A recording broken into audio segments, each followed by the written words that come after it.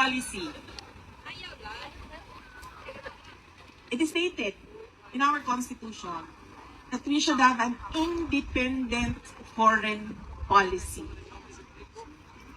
That do not lean to a foreign power, that do not favor US or do not favor China. Yan na lang ang example natin kasi yan naman ang reality natin. Yung gitgitan ng US at China. We already won in the arbitral award.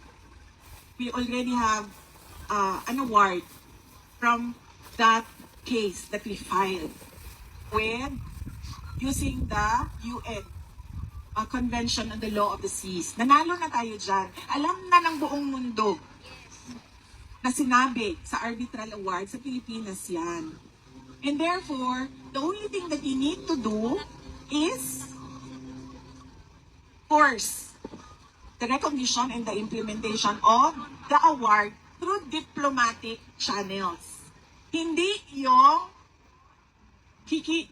kikilingan mo, tama ba ang Tagalog ma'am? Kikilingan mo ang isang foreign power, papapasukin mo ang mga missile ng foreign power sa bansa mo na alam mong kinaiinisan noong kalaban niya na wala ka namang kinalaman sa gitgitan nilang dalawa. That is not independent foreign policy. Yung problema natin sa West Philippine Sea do not make up our entire relations with China.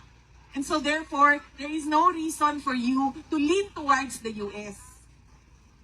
You have to always stay in the middle because you are not a part of the bigger conflict. You always stay in the middle.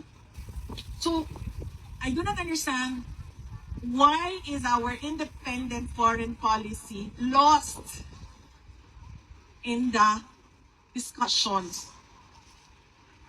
Dapat yan, kaibigan mo lahat. Huwag kang kumampi. Dahil hindi mo naman problema ang problema nila. Hindi mo naman away ang away nung isa. Saan mo gagamitin yung missile? Sino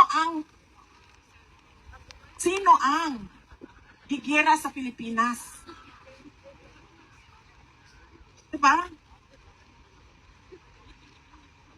Dapat yan, balanse lagi yung foreign policy.